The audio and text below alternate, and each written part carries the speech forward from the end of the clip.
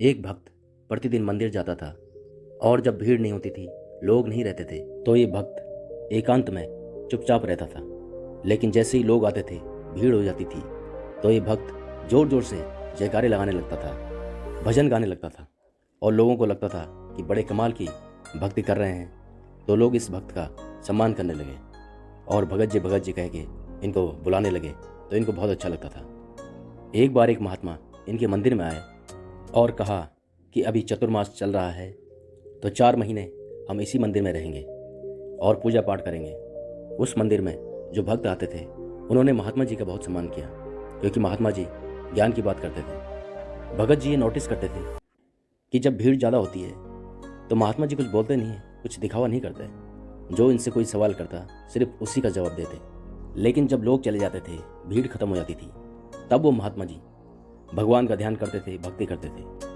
तो एक दिन भगत जी ने महात्मा से पूछा कि महात्मा जी, मुझे समझ नहीं आया, जब लोग नहीं होते तो मैं चुप रहता हूँ और जब भीड़ होती है तो मैं ज़ोर ज़ोर से जयकारे लगाने लगता हूँ, भजन गाने लगता हूँ। लेकिन आपका मुझे समझ नहीं आता, जब लोग आते हैं तो आप शांत हो जाते हैं और जब लोग चले जाते हैं तो आप अपनी भक्ति करने लगते हो, ऐसा क्यों? तो महात्मा जी ने कहा कि समय आने पर आपको जवाब मिल जाएगा। कुछ दिन बाद भगत जी ने अपने लिए एक नई चप्पल ली। तो ये सोच रहे थे कि नई चप्पल है, कोई मंदिर से उठा ना ले। तो मंदिर के अंदर गए, मन नहीं लग रहा था, कहीं चप्पल ना चोरी हो जाए। और रोजाना की तरह मंदिर में भीड़ बढ़ने लगी। तो लोग सोच रहे थे कि अभी भगत जी गाएंगे, भजन करेंगे। फिर भगत जी ने गाना शुरू किया, भजन करना शुरू किया। वो गा तो रहे थे, लेकिन पूरा ध्यान चप्पलों में था, चप्पल का क्या होगा मेरे।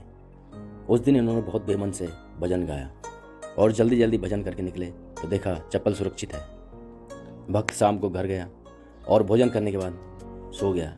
उसी रात इसको एक सपना आता है कि एक दिव्य पुरुष मंदिर की सीढ़ियों के बाहर खड़े हैं और इसकी चप्पलों की रक्षा कर रहे हैं। इनकी नींद खुल गई और अगले दिन सपने की पूरी बात महात्मा जी को बताई।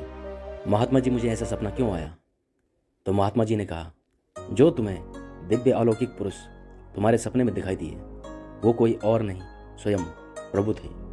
प्रभु तुम्हारी चप्पलों की रक्षा कर रहे थे और तुम्हें समझा रहे थे कि तुम मंदिर में होकर भी चप्पलों के बारे में सोच रहे हो, और मैं मंदिर में होकर भी तुम्हारे चप्पलों की रक्षा कर रहा हूँ। जब तुम मंदिर में आ गए तो तुम्हें मेरे बारे में सोचना चाहिए था। तुम चप्पलों के बारे में सोच रहे हो और मैं मंदिर में तुम्हारे सामने था, तब भी मैं तुम्हारे चप्पलों की रक्षा कर रहा था।